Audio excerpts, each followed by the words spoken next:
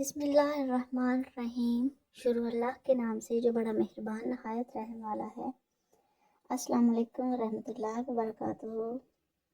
Islamic centre channel میں خوش آمدید۔ تو ویورز، یہ اسلامک ہسٹری کا چینل ہے۔ اس چینل پہ آپ کو انبیاء کرام کے حالات و واقعات کے بارے میں پتہ چلتا ہے کہ ان کی زندگی میں کیسے کیسے حالات آئے اور قوموں پر کیسے عذاب نازل ہوئے۔ اور تو ویورز، آج کی ویڈیو ہے حضرت ابراہیم علیہ السلام اور مردہ پرندوں کے زندہ ہونے کے بارے میں۔ تو ویڈیو کو اینڈ تک اسکپ کیے بغیر ضرور دیکھیے گا، اور اگر چینل کو ابھی تک سبسکرائب نہیں کیا تو جلدی سے سبسکرائب کر لیں اور ایک لائک ضرور دیجیے گا۔ سورہ البقرہ کی آیت 260 میں اللہ کا مردہ پرندوں کو دوبارہ زندہ کرنے کا واقعہ ہے، جو حضرت ابراہیم علیہ السلام کے ایک سوال کے جواب میں اللہ نے حضرت ابراہیم کو مشاہدہ کروایا۔ آیت کا ترجمہ کچھ اس طریقے سے ہے: جب ابراہیم علیہ السلام نے کہا کہ میرے مالک مجھے دکھا دے تو مردوں کو کیسے زندہ کرتا ہے، فرمایا کیا تو ایمان نہیں رکھتا؟ اس نے عرض کیا ایمان تو رکھتا ہوں مگر دل کا اطمینان درکار ہے۔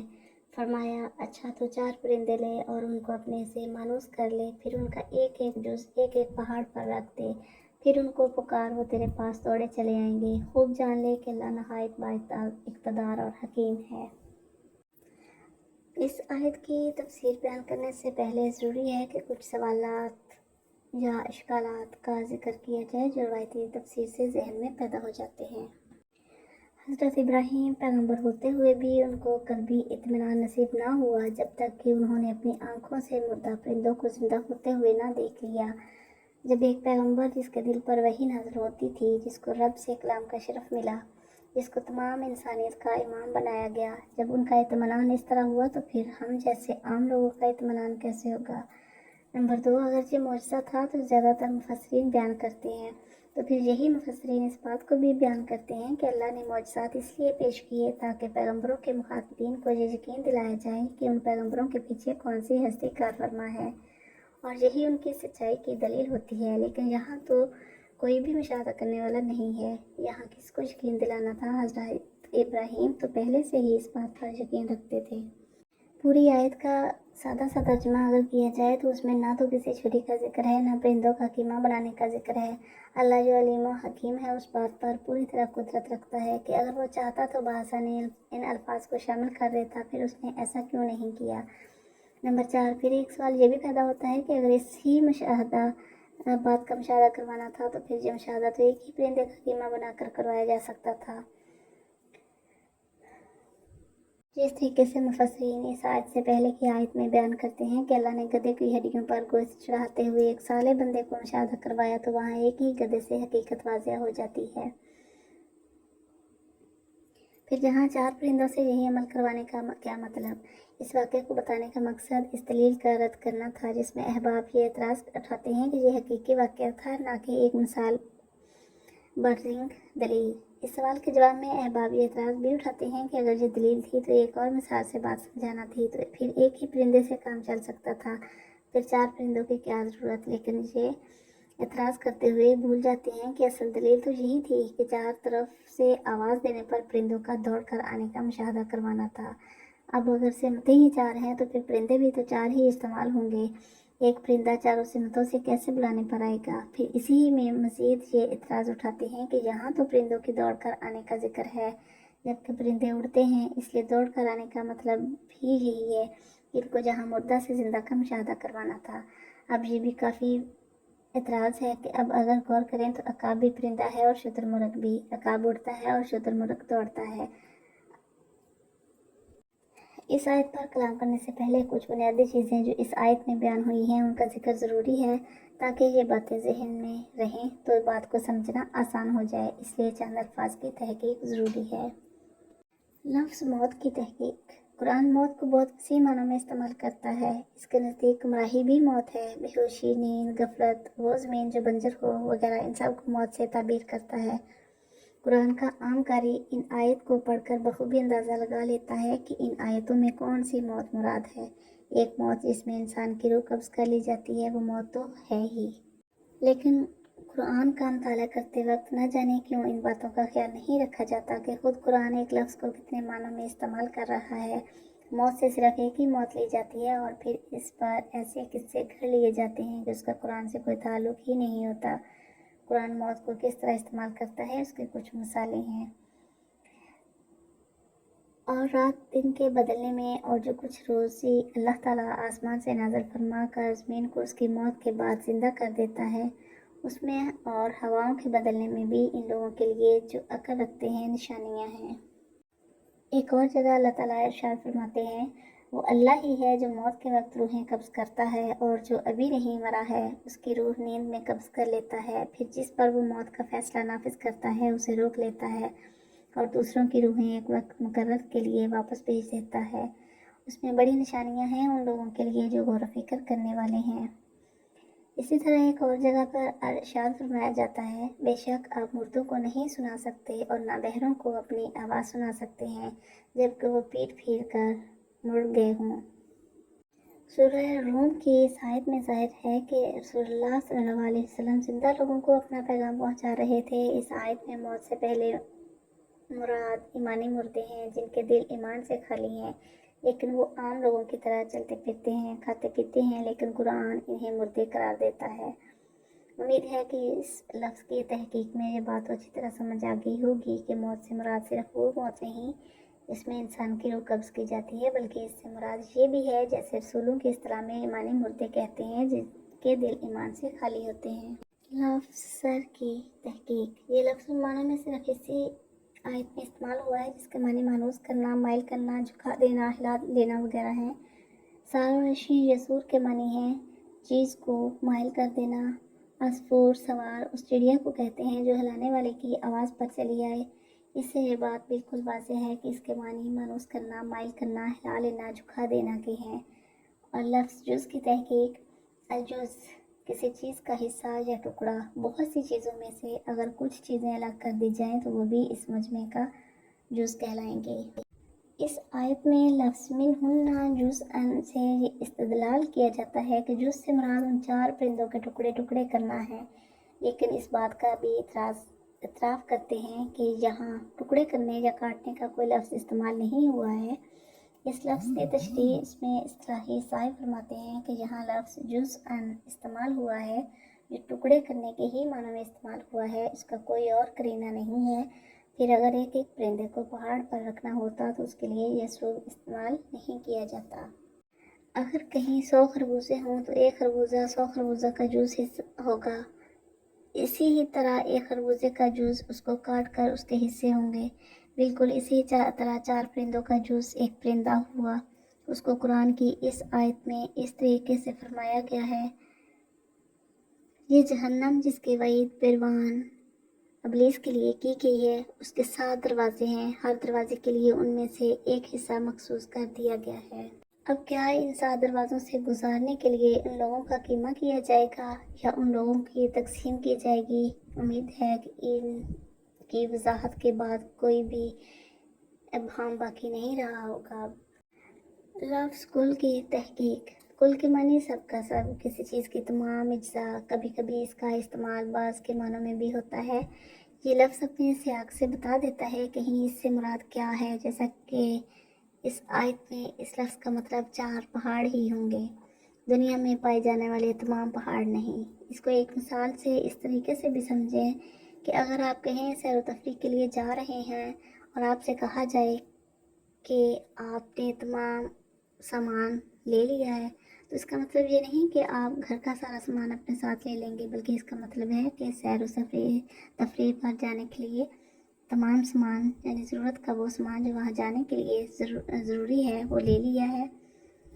ایسی ہی بات کو نوح کے اس واقعے سے سمجھنا چاہیے کہ جہاں حضرت نوح نے کشتی بنائی، اس کا ذکر سورہ ہود کی آیت میں کچھ اس طریقے سے کیا گیا ہے، یہاں تک کہ جب ہمارا حکم آ گیا اور وہ تنور ابل پڑا تو ہم نے کہا ہر قسم کے جانوروں کا ایک ایک جوڑا کشتی میں رکھ لو، اپنے گھر والوں کو بھی سوائے ان اشخاص کے جن کی نشاندہی پہلے ہی کی جا چکی ہے اس میں سوار کرا دو، اور ان لوگوں کو بھی بٹھا لو جو ایمان لائے ہیں، اور تھوڑے ہی لوگ تھے جو نوح کے ساتھ ایمان لائے تھے۔ یہاں کل زوجین اس نئی سے مراد اس دنیا میں پائے جانے والے ہر قسم کے جانور تو نہیں ہیں، انہی جانوروں کے بارے میں حکم ہوا جو سیلاب ختم ہونے کے بعد دوبارہ آباد کاری کے لیے ضروری ہوں۔ یہاں بھی لفظ کل اپنے سیاق کے حساب سے مطلب دے گا۔ ایسا نہیں تھا کہ حضرت نوح علیہ السلام کو سیلاب ختم ہونے کے بعد کوئی چڑیا گھر کھولنا تھا جو اپنی کشتی میں شیر، ہاتھی، مگرمچھ وغیرہ کا جوڑا رکھا۔ اوپر کی ان باتوں کے بتانے کا میرا مقصد یہ تھا کہ جہاں کیونکہ پرندے چار ہی ہیں اس لیے پہاڑ بھی چار ہی ہوں گے۔ اس لفظ کل سے یہ مراد مطلب نہیں کہ دنیا میں پائے جانے والے تمام پہاڑوں پر ان پرندوں کو رکھنا ہے۔ اب ان کے بعد ہم ایک آیت پر غور کرتے ہیں۔ یہ بات تو سب جانتے ہیں کہ رسولوں کے مخاطبین ان کی قوم ہوتی ہے، جہاں آپ پیدا ہوتے ہیں اور جہاں آپ نے اپنی زندگی کا اچھا خاصا گزارا ہوتا ہے حصہ، جہاں آپ کے باوجداد رہتے ہیں، تو وہاں سے ایک دلی لگاؤ ایک فطری بات ہے۔ اسی طرح جب حضرت ابراہیم علیہ السلام کو بھی جب رسالت کی بھاری ذمہ داری سونپی گئی تو انہوں نے اللہ کا پیغام اپنے ستارہ پرست قوم کو دیا جو سورج، چاند، ستاروں کو پوجتی تھی۔ اس نے بہت سے بت تراش رکھے تھے جن کی قوم عبادت کرتی تھی۔ حضرت ابراہیم علیہ السلام نے لاکھ کوشش کی کہ ان ایمانی مردوں کو اس گمراہی سے نکالیں، لیکن کوئی بھی ان کی بات سننے کو تیار ہی نہیں ہوتا تھا۔ نہ صرف یہ بات کہہ نہیں سنتے تھے بلکہ اس مخالفت پر اتر آتے تھے، جیسا کہ رسولوں کے ساتھ ہوتا چلا آ رہا ہے۔ اس مشکل حالات میں ایک رسول جب اپنی قوم کو گمراہی میں پڑا دیکھتا ہے تو ایک نرم دل اور اپنی قوم سے فطری محبت کا جذبہ اس کو غمگین کر دیتا ہے، اور پلٹ کر وہ اللہ سے مخاطب ہوتا ہے اور پوچھتا ہے کہ تو اس طرح ان ایمانی مردوں کو زندہ کرے گا؟ وہ اللہ کے حضور میں دعا کرتا ہے، التجا کرتا ہے، رہنمائی مانگتا ہے، مگر اپنے دل کا اطمینان چاہتا ہے۔ یہی حضرت ابراہیم علیہ السلام نے کیا۔ حضرت ابراہیم علیہ السلام نے بھی اللہ سے یہی سوال کیا کہ ان ایمانی مردوں کی دوبارہ زندگی کی کوئی امید نظر نہیں آ رہی، اس سلسلے میں انہیں کیا کرنا چاہیے؟ حضرت ابراہیم علیہ السلام اپنے سینے کی کشادگی چاہتے تھے۔ اب یہ بھی صرف حضرت ابراہیم علیہ السلام کے ساتھ خاص نہیں ہے، اس کی مثال خود رسول اللہ صلی اللہ علیہ وسلم ہے، جس کا ذکر سورہ شورى میں ملتا ہے کہ اے محمد صلی اللہ علیہ وآلہ وسلم، شاید تم اس غم میں اپنی جان کھو دو گے کہ یہ لوگ ایمان نہیں لاتے۔ اس عظیم ذمہ داری کا بوجھ جب رسول اللہ صلی اللہ علیہ وسلم کے کندھوں پر آیا تو اللہ نے ہمیشہ ان کی دلی تسکین اور ان کی حوصلہ افزائی کے لیے آیات نازل کی، جن کا ذکر ہمیں سورہ الشرح میں ملتا ہے۔ اے نبی، کیا ہم نے تمہارا سینہ تمہارے لیے کھول نہیں دیا اور تم پر سے وہ بھاری بوجھ اتار دیا جو تمہاری کمر توڑے ڈال رہا تھا؟ یہی وہ سینے کی کشادگی اور دلی اطمینان تھا جس کی دعا حضرت ابراہیم علیہ السلام نے اللہ سے کی، جو انہیں اللہ نے ان پرندوں کی مثال سے دی۔ اسی طرح حضرت موسیٰ علیہ السلام کے واقعے میں بھی ہمیں اس کی مثال ملتی ہے۔ جب حضرت موسیٰ علیہ السلام کو منصب رسالت پر فائز کیا گیا اور ان کو حکم ملا کہ فرعون کی طرف جاؤ تو حضرت موسیٰ علیہ السلام نروس تھے اور ڈرے ہوئے تھے۔ پہلے انہوں نے اللہ کے حضور یہ بات پیش کی کہ وہ فصیح بیان نہیں ہیں، اس کے لیے ان کے بھائی حضرت ہارون کو ساتھ کیا جائے، اور پھر یہ بات بھی بیان کی کہ ایک قتل کا الزام بھی ان کے اوپر ہے، ایسا نہ ہو کہ کہیں یہ لوگ ان کو قتل کر دیں۔ لیکن ان تمام باتوں کے باوجود اللہ ان کی ہمت اور ان کے دل کو اطمینان دلاتا رہا کہ اللہ ان کے ساتھ ہے، اس لیے کسی قسم کے خوف اور ڈر کی کوئی بات نہیں۔ اب پرندوں کی مثال کی طرف آتے ہیں۔ پرندوں کی مثال کچھ اس طریقے سے ہے، جیسا کہ سب جانتے ہیں کہ پرندے انسانوں سے دور بھاگنے والی شے ہے۔ جب آپ ان کے پاس پہنچے تو یہ اڑ کر دور جا بیٹھتے ہیں، لیکن ایسا جاندار بھی اگر انسان چاہے تو ان کو اپنے سے ہلا سکتا ہے اور ایک آواز پر ان کو اپنے پاس بلا سکتا ہے۔ اس لیے اللہ نے چار پرندوں کو اپنے سے مانوس کرنے کو کہا، لیکن یہ سوال یہ ہے کہ پرندے کو مانوس کیسے کریں گے، اس کو اپنے سے کیسے ہلائیں گے؟ اگر آپ میں سے کسی کو تجربہ ہوگا تو آپ نے ضرور دیکھا ہوگا کہ جب پرندے کے کھانے پینے کی ضروریات کا خیال رکھا جائے تو اس کی منفعت پوری کی جائے تو ایسا جاندار جو انسانوں سے دور بھاگتا ہے پھر اس کے قریب آ جاتا ہے۔ اس مثال سے سمجھانے کا میرا یہ مقصد تھا کہ اگر انسانوں کی ضرورتیں تم سے جڑی ہوں تو پھر کوئی آپ کی بات سننے پر تیار ہوتا ہے، پھر آپ کی بات پر توجہ دیتا ہے، اور جب ایک دفعہ بات توجہ سے سن لے گا اور اس کی فطرت سلیم ہوگی تو غور کے بعد کوئی وجہ نہیں ہے کہ اس کا دل اس بات کو ماننے پر تیار نہ ہو۔ اس کی مثال ہمیں خود رسول اللہ صلی اللہ علیہ وسلم کے دور سے ملتی ہے کہ جب قرآن پڑھا جاتا ہے تو کفار اپنے کانوں میں انگلیاں گھسا لیا کرتے تھے کہ کہیں بات ان کے دل میں نہ اتر جائے۔